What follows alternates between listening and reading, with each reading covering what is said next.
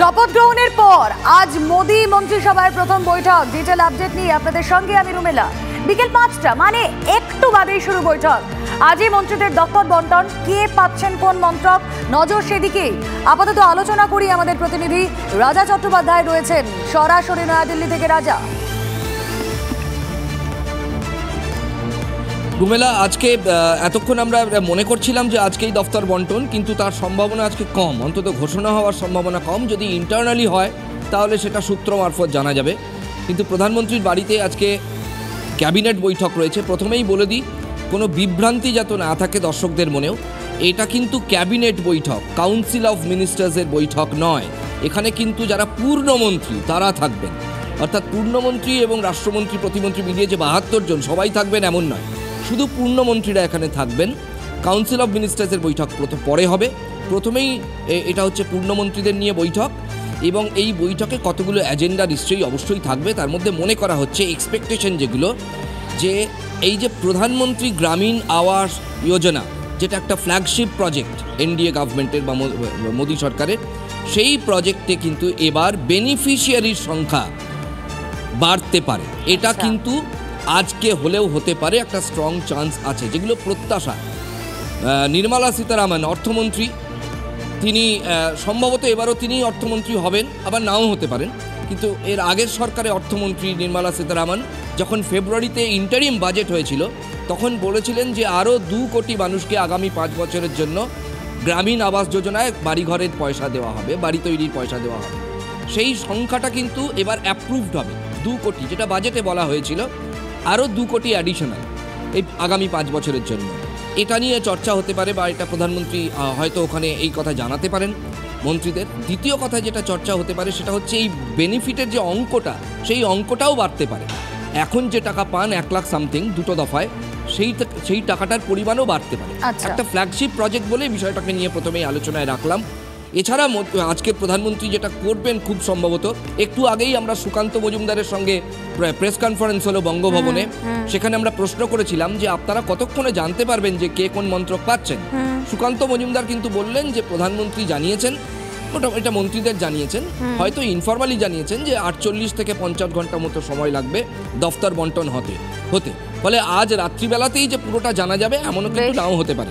যাক, প্রথম বৈঠক, প্রধানমন্ত্রী যে বার্তাটা দিতে চাইছেন, প্রথম বৈঠক, আর আধ ঘন্টা পরেই আমাদের নজর থাক। রাজা, পরবর্তীতে আরো আপডেট নিতে থাকবো। ধন্যবাদ। ১২ বছর ধরে বাংলায় নেই পূর্ণমন্ত্রী, প্রতিমন্ত্রী নিয়েই দিন কাটছে বাংলার। আর এবারও বাংলার বরাদ্দ প্রতিমন্ত্রী। ২০১২ সালে অর্থমন্ত্রীর পদ থেকে ইস্তফা দেন প্রণব মুখোপাধ্যায়। তারপর থেকে আর কোনো পূর্ণমন্ত্রী পায়নি বাংলা। নরেন্দ্র মোদীর শাসনে বাংলা এবার পূর্ণমন্ত্রী নেই কেন? বাংলা থেকে জেতা সাংসদদের প্রশাসনিক অভিজ্ঞতা নেই দাবি বিজেপির। গত ২ মন্ত্রিসভাতেও বাংলার সাংসদদেরটাই প্রতিমন্ত্রী করা হয়।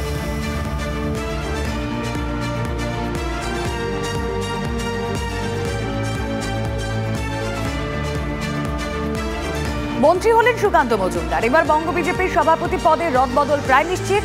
বিজেপির গঠনতন্ত্র অনুযায়ী এক ব্যক্তি ২ পদে থাকতে পারেন না।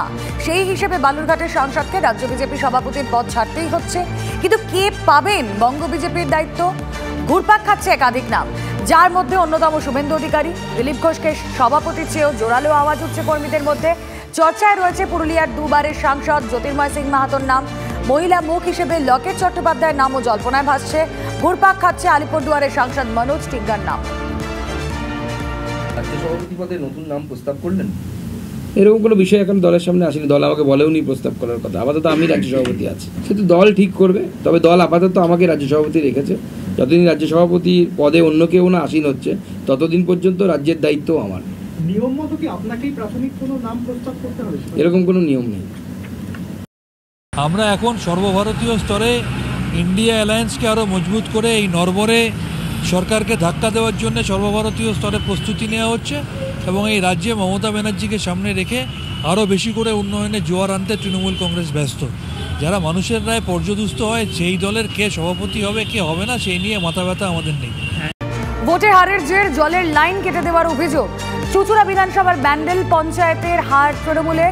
এলাকায় জলের লাইন কাটার অভিযোগ স্থানীয়দের। ডানলপের একটি কোয়ার্টারে দীর্ঘদিন জলের সমস্যা। ভোটের প্রচারে এসে স্থানীয়দের অভাব অভিযোগ শুনে পানীয় জলের কল লাগানোর ব্যবস্থা করেছিলেন বিধায়ক নিজে। এবার সেই কলেই পড়ল কোপ। ব্যান্ডেল পঞ্চায়েতের কয়েকটি বুথে তৃণমূলের পরাজয়ের কারণে কল খুলে নেওয়ার অভিযোগ স্থানীয়দের। বাধার মুখে কর্মীরা জানান, পঞ্চায়েতের নির্দেশেই কল খুলতে এসেছেন তারা। জল নিয়েও শাসক দলের রাজনীতি, নিন্দা বিজেপি। बोलने कि हमें ऊपर से आदेश मिला था कि कल चला जाइए, हम लोग यहाँ कल नहीं रहेगा। तो हम लोग जब कल नहीं रहेगा तो हम लोग कहाँ से पानी भर के लाएंगे? गर्म में मरेंगे हम लोग। এখানে পাইপের কলটা লাগিয়েছে, সেটা নিয়ে যাচ্ছে। ভোটের আগে লাগিয়েছিল, এখন তো আর দিচ্ছে না, এখন নিয়ে যেতে চাইছে। মানে ভোটের আগে সব দেবে আর তারপর ভোট শেষ হয়ে যাওয়ার পর সব নিয়ে চলে যাবে। এটা কি মেনে নেওয়া যায়? কিছুতেই মেনে নেওয়া যায় না। এখন যদি বড় হয় মেয়েদের জল দেওয়া হবে না, এখান থেকে ভোটে যেতেনি। তো ভোটে যেতেনি বিধানসভা লোকসভা ম্যাটার না। আমাদের মস্টমশাই হচ্ছে এখানে ইলেকটেড পারসন, ইনি 9 মাসের মধ্যে অনেক কাজ করেছেন। খুব দুর্ভাগ্যের সঙ্গে বলতে হচ্ছে, শুধু কেবল ভোটের জন্য আজকে এই কলের লাইনটা বিধায়ক মশাই বসিয়েছিল।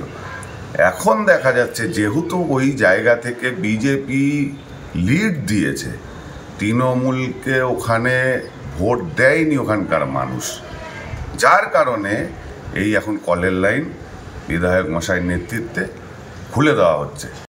বাম কংগ্রেসকে একযোগে নিশানা নওশাদের। আইএসএফ বিধায়কের তোপ বামপন্থার আড়ালে তৃণমূল বিজেপি সুবিধা করতে চাইছে। আত্মমর্যাদা বিকিয়ে জোটে থাকা যায় না।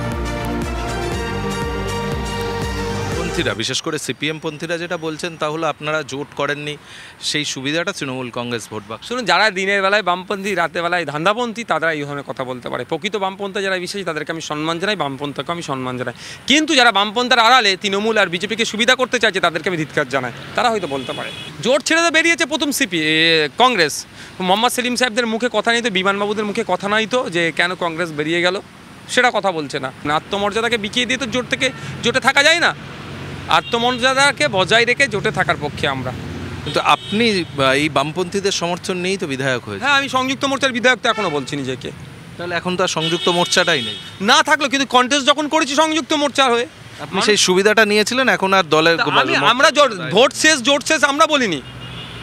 বামপন্থীদের এক নেতা ন্যাশনাল লেভেলের লিডার বলেছিল, আমরা চেয়েছিলাম এই জোটটাকে এক্সটেন্ড করার, এগিয়ে নিয়ে যাওয়ার, কিন্তু তারা করেনি। নওশাদ সিদ্দিকীরা যখন রাজনীতির দল করেছেন, তখন ওরা বলছিলেন যে ওরা নাকি বিজেপি এবং তৃণমূলের বিরুদ্ধে, এবং বিজেপি তৃণমূলের বিরুদ্ধে সবাইকে একজোট করার মনোভাবে নর্মালি ওরাও একসাথে থেকেছেন। এবং তারপর উইদাউট এনি ডিসকাশন প্রথমে উনি এখন বলছেন বিজেপি আর তৃণমূলকে সাহায্য করার ব্যবস্থা করা হয়েছে। তো কার সঙ্গে কথা বলে উনি ডায়মন্ড হারবারে ক্যান্ডিডেট নিজের নাম অ্যানাউন্স করেছিলেন? কার সুবিধার্থে? তারপর কার সুবিধার্থে সেই অ্যানাউন্সমেন্টের পরেও লড়াই থেকে চলে গেলেন? তবে কার সুবিধার্থে এমনকি মোহাম্মদ সেলিম সহ সবার বিরুদ্ধে আইএসএফ প্রার্থী দিয়ে দিল? কার সুবিধার্থে? বামপন্থীদের সুবিধার্থে, নাকি বামপন্থীদের বা কংগ্রেসকে অসুবিধার মধ্যে ফেলে বিজেপি অথবা তৃণমূলে যাতে সুবিধা হয় তার জন্য?